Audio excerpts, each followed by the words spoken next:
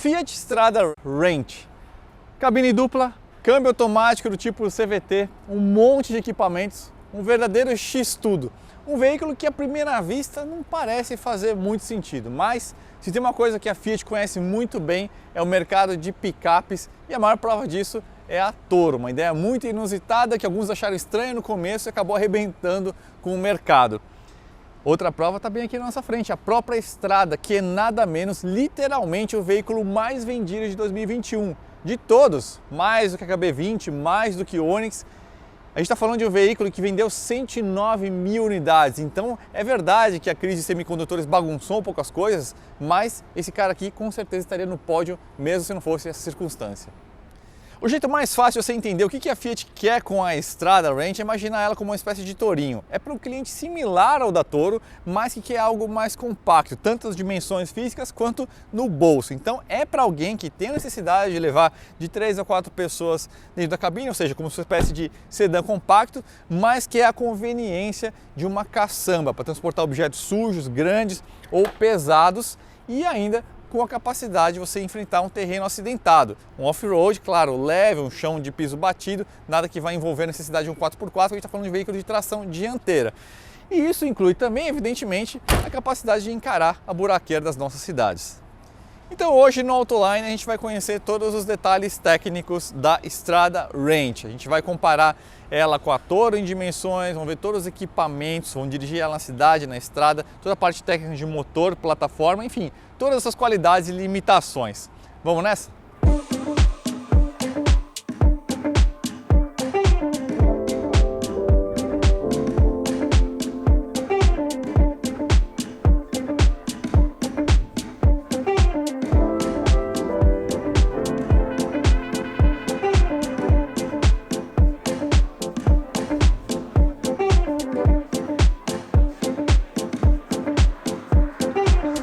Para esse ano, o modelo 2022, a Fiat está oferecendo câmbio automático do tipo CVT com 7 marchas simuladas nas versões topo de linha da estrada. A gente está falando da Vulcano de R$ 116 mil e dessa daqui que é a Range de R$ 121 mil, preços aqui de São Paulo para pessoa física. As duas picapes com motor 1.3 Firefly, 107 cavalos e 13,7 kgfm de torque. Se você quiser olhar a concorrência, você não vai ter nada muito parecido. O mais próximo vai ser a Saveiro Cross, cabine dupla, mais câmbio manual e 2 portas somente, um valor próximo aí, R$ 115 mil.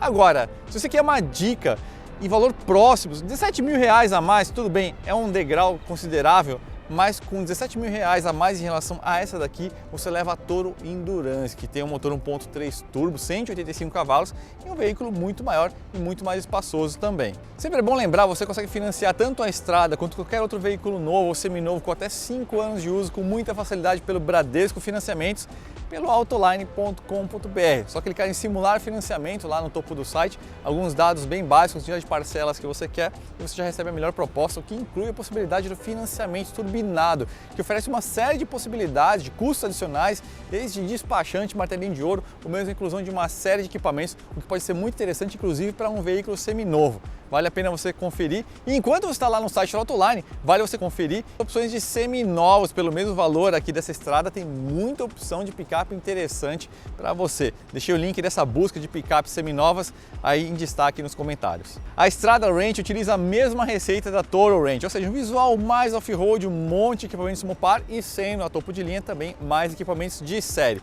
Aqui na dianteira a gente consegue ver os faróis de LED, o skid plate ali pintado de prata, rodas diamantadas com pneu ATR 205/60, para-barros, um estribo que serve mais para sujar a batata da perna que qualquer outra coisa, porque é uma picape baixa, espelhos retrovisores pretos e capota marítima. E por dentro ela também traz os seus caprichos, painel e banco em 2 tons com costuras contrastantes, além de sistema de infotainment com tela de 7 polegadas e conexão sem fio, carregador wireless no console central, 4 airbags, câmera de ré e sensor de estacionamento traseiro são alguns dos seus principais equipamentos, mas como a gente vai ver, falta algumas coisas aí que a gente considera importantes para um veículo desse preço. Se a Toro parte da plataforma do Renegade, a Small Wide 4x4, aqui a estrada parte de uma plataforma chamada MPP, que utiliza elementos estruturais combinados aí da família do Uno, do Argo e do Mobi, veículos bem mais compactos, o que explica as dimensões mais diminutas. A gente está falando de quase meio metro a menos de comprimento, 4,48, 46 centímetros a menos para ser mais exato, 2,73 de entre-eixos, a gente está falando de, aí de uns 23 centímetros a menos e 11 centímetros a menos de largura, que tem 1,73 m. Quando a gente falou dessa questão de combinação de elementos estruturais, o que a gente está falando? Coluna e para-brisa vieram do Uno, a base do projeto da suspensão dianteira veio do Argo, a base do projeto da cabine da coluna B até aqui a dianteira veio do Mobi, incluindo essa porta, e aqui na traseira a gente tem a base do assoalho de carga e a suspensão traseira da Fiorino, uma solução mais do que testada e aprovada. Agora, quando a gente vai aqui para a caçamba, olha só que interessante, a gente tem 844 litros, muito mais os 580 litros da Saveiro cabine dupla e apenas 93 litros a menos do que a Toro. Veja só que interessante. Capacidade de carga em massa, a gente tem 600 quilos, dá uma diferença de 150 quilos a menos do que a Toro, então se a carga que você procura levar é realmente muito pesada, considere a Toro. E aqui a gente tem uma diferença também a favor da Saveiro, né? A Saveiro leva aí 15 quilos a mais de capacidade de carga, mais pela potência do seu motor. Essa tampa tem um detalhe interessante, 60% dessa massa ela é absorvida por um sistema de mola, então veja só como ela fica leve, é uma reclamação muito recorrente da estrada da geração anterior. E aqui na estrada a gente tem proteção na caçamba, capota marítima, iluminação, proteção aqui no vigia e também um rack meio Santo Antônio. Aqui dentro a gente tem uma série de elementos muito positivos e alguns não tão interessantes. Em primeiro lugar, o que salta aos olhos é essa combinação de marrom meio cobre, presente aqui tanto na face do painel quanto nos bancos e nas costuras contrastantes. Trabalho muito bem feito pelo pessoal de Quality Trim, né, como chama essa área das fabricantes que cuida dessa parte de acabamento interno. Os bancos de fato são muito bonitos, muito bem acabados e caprichados.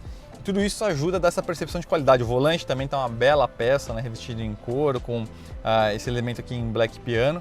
Então você se sente a bordo de algo mais sofisticado, o que ao mesmo tempo eleva a sua expectativa em relação aos equipamentos que não estão presentes aqui, justamente porque a picape acaba sendo um veículo mais caro de ser fabricado, então a Fiat teve de abrir mão de algumas coisas. Por exemplo, aqui a gente não tem ar digital, sensor crepuscular ou de limpador automático também não tem, controle de velocidade de cruzeiro, então nem pensar.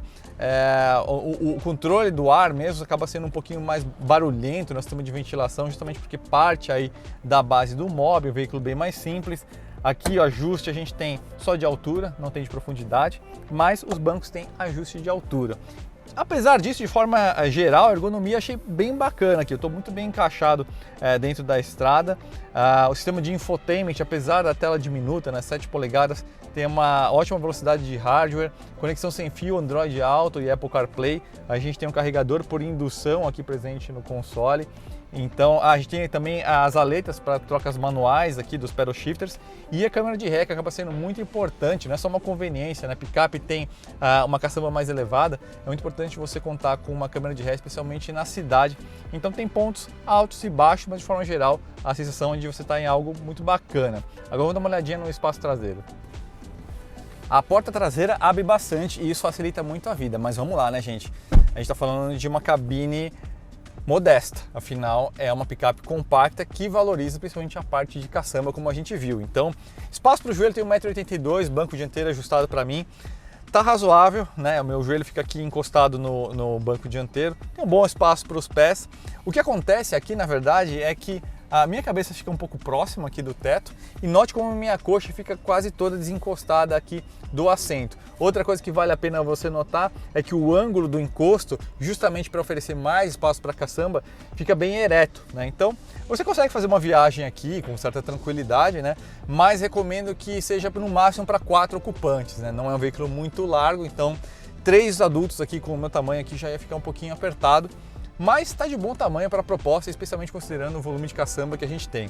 Agora vamos ver na prática então como se comporta esse câmbio CVT. Duas coisas eu vou tentar responder para vocês em especial nessa avaliação, que é o seguinte: a expectativa de um usuário em relação a um sedã, né, sendo uma picape, mas com essa proposta, se realmente é desconfortável ou não, e a questão do câmbio, né? Vamos começar com a do câmbio, que eu acho que é a grande novidade, né? A gente tem um câmbio, então, Aisin CVT, já conhecido dentro da família da Fiat, sendo aplicado aqui agora nessa picape na estrada, né? O que acontece? A gente tem 7 marchas simuladas, pré-posicionadas, né? Você consegue operar aqui de modo manual, mas eu estou no modo automático para realmente avaliar aí como que ela se comporta. O que é uma coisa interessante aqui, que foi muito bem mapeado, é o seguinte: eu vou ficar quieto por alguns instantes e vou dar umas aceleradas variadas aqui para vocês ouvirem a rotação do motor. Ouçam.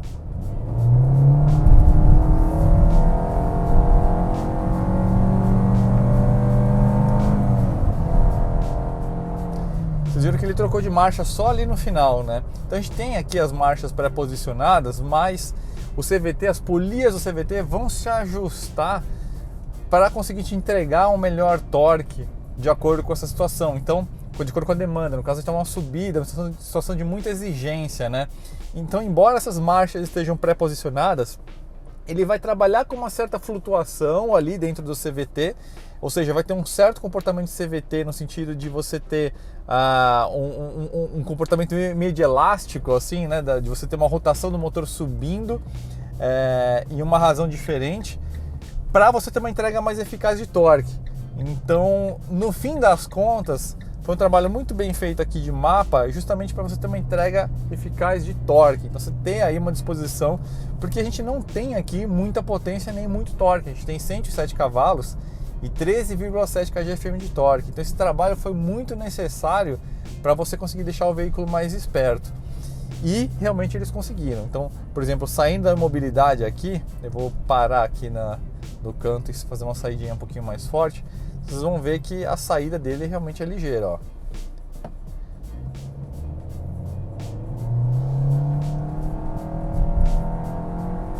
E vocês viram como é longa, né? Tava quase 70 km por hora.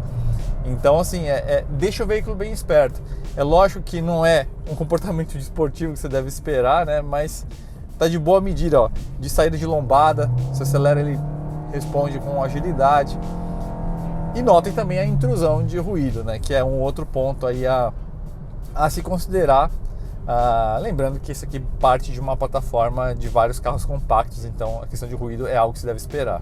0 a 100 declarada de 12 segundos, na prática vai estar aí na casa dos 13, 14 talvez, né?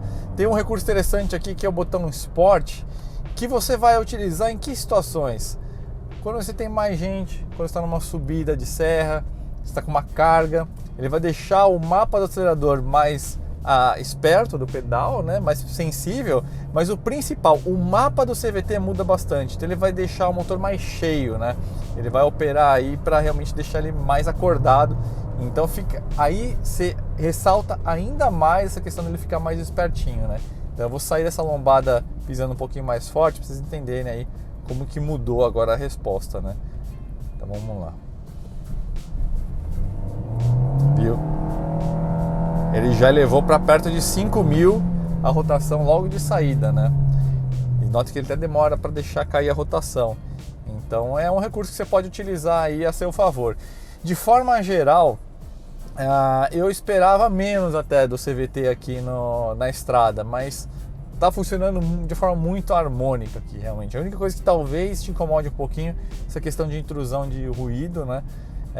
Mas ele consegue misturar bem aquele comportamento de CVT no sentido de ficar aquela rotação mais constante, mas ao mesmo tempo ele tem essas marchas simuladas, onde ele vai trabalhar nessas regiões até chegar nessas marchas simuladas para conseguir ter uma combinação de performance e eficiência. Então achei bem interessante, está bem acertado. Agora, qual que é o ponto, qual que é o custo que você paga por esse mapa mais voltado a deixar o veículo mais esperto? Questão de consumo. Embora a gente tenha aqui um motor bem esperto, um motor moderno, né? A gente está falando do Firefly, que é um motor aí de bloco cabeçote de alumínio. Ele tem um comando e 2 válvulas por cilindro só, justamente para você ter uma questão de menor inércia. É mais barato de ser fabricado também, mas você tem menos inércia, você tem menos massa, menos atrito. Tanto que é um motor que utiliza óleo 0W20, uma bomba de óleo com pressão variável, taxa de compressão também é relativamente alta, aí, acima do 13:1, né? Então é um motor muito moderno, mas mesmo assim, por essa questão de ser um veículo aí com uma massa respeitável aí na casa aí dos 1.235 kg, e ter essa demanda de desempenho, o consumo vai parecer aí o preço que se paga, né? A gente está falando do quê? Mundo real aqui, com etanol, trânsito pesado, você vai ficar aí na casa dos 5 km por litro. Melhorando o trânsito, você consegue até chegar aí uns 6,5, que é o que a gente está agora aqui na cidade, indo até uns 7, 8 se pegar mais marginais e afins, né? O consumo misto, né, entre cidade e estrada declarado com etanol é 9,3 km por litro e 13,1 com gasolina. Mundo real vai ser mais baixo do que isso a média. Eu diria que para entre 1 e 2 km por litro abaixo. Embora na estrada eu conseguia chegar na média de mais ou menos 11 km por litro com etanol. Então também não é ruim o consumo. Você fala que não surpreende, né? Não é um motor downsize, turbinado e tudo mais. Então, considerando tudo isso aí, tá de bom tamanho.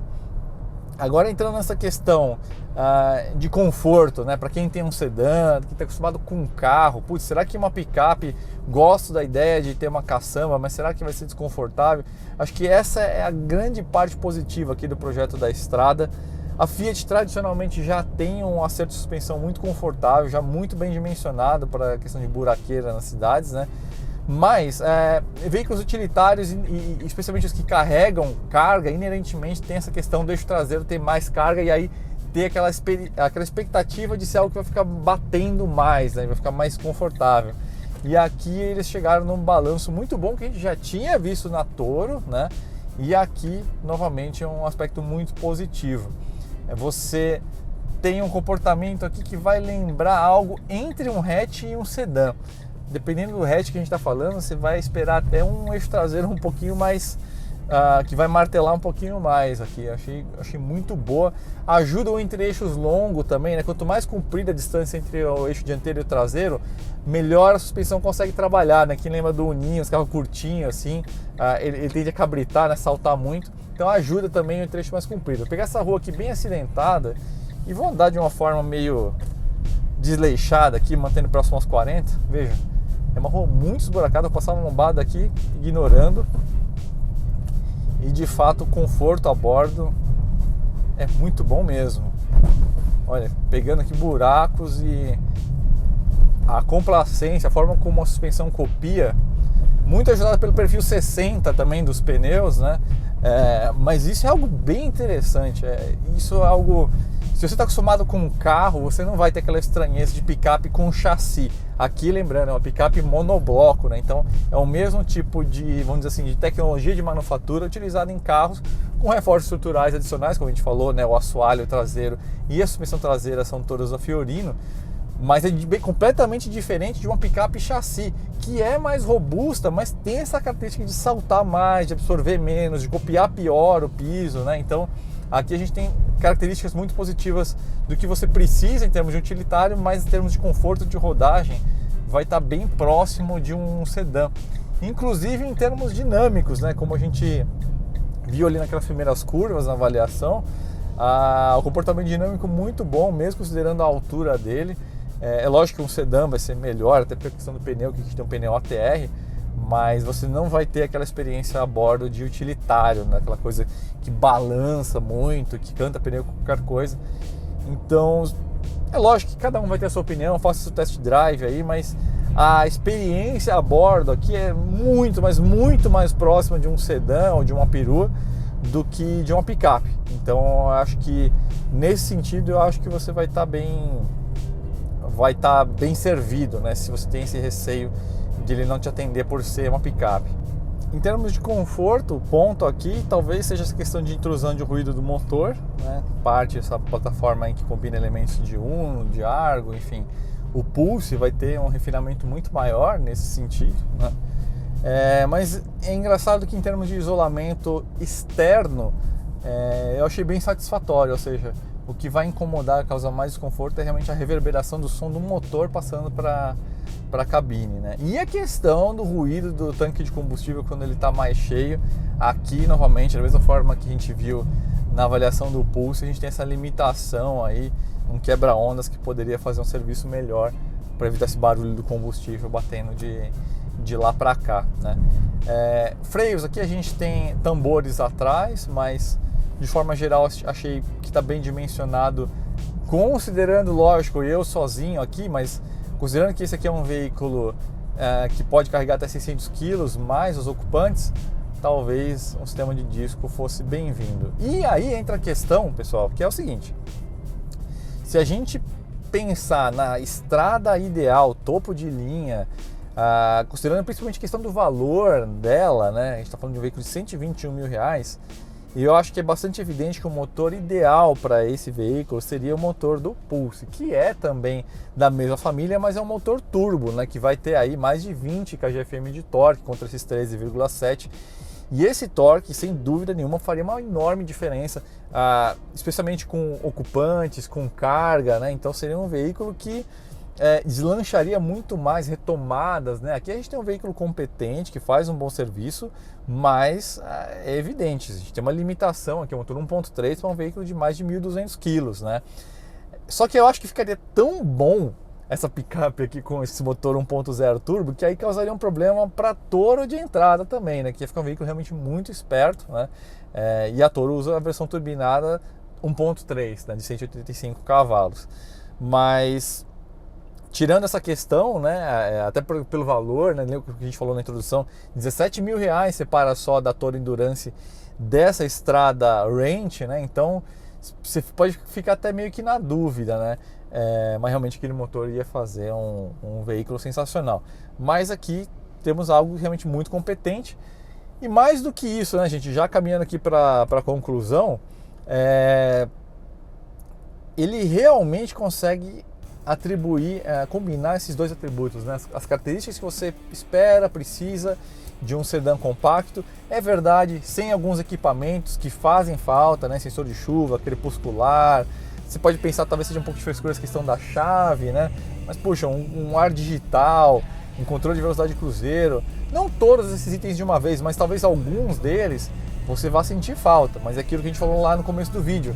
Uma picape é sempre um veículo mais reforçado, ele é mais caro de produzir, então a Fiat teve que cortar fora alguns itens para conseguir atender aí nessa faixa de preço, né? Vide a própria Saveiro Cross, que também tem limitações similares em termos de equipamentos, né? Mas é isso, pessoal, de forma geral é um veículo que, como a gente falou no começo, nossa, não parece fazer muito sentido, mas depois que você anda, você vê todo o sentido, a possibilidade de levar bastante gente com conforto, com a sensação de sofisticação, possibilidade de levar carga e um tamanho relativamente diminuto, né? Um tamanho aí de um sedã, algo entre um sedã compacto e um sedã médio em comprimento, mais estreito também. Então ele cabe na direção urbana, vai te atender muito bem. Então quanto mais você pensa a respeito, mais faz sentido. E lembrando que a gente não fez aqui uma avaliação de fora de estrada, né, gente? Mas a gente fez a avaliação de fora de estrada, da estrada cabine simples. Logo foi lançado esse vídeo que vocês estão vendo aí no link do canto superior à direita. E lá a gente já viu os ótimos predicados nessa questão, né? Toda essa questão de capacidade de complacência, absorção de desníveis sem dar impactos secos, a gente já tinha visto numa estrada bem castigada. E aqui a gente tem as mesmas competências, né? Vocês estão vendo aí imagens do teste que a gente fez. Então eu não preciso passar pela mesma encrenca de novo com esse veículo. A gente sabe que a competência está garantida e com certeza com conforto maior, porque a gente tem mais massa atrás por conta da cabine dupla, né? Então isso ajuda a deixar a suspensão um pouquinho mais assentada na absorção. Então é isso, pessoal. Lógico, 120 mil reais é bastante dinheiro, mas se você considerar o que existe de opção em torno e começar a fazer umas contas, como eu falei, a Saveiro está aí na casa de 115 mil, você talvez não ache tão desinteressante a proposta aí. Eu achei bem interessante, tem aí suas limitações, né? O consumo um pouco mais elevado para conseguir entregar aí um desempenho à altura, abrir mão de alguns equipamentos, mas de forma geral um veículo bem competente. Então é isso, pessoal, espero que vocês tenham gostado. Não esqueça de assinar o canal da Autoline, nos ajudem aí a alcançar a marca de 100 mil inscritos e nos vemos numa próxima. Grande abraço!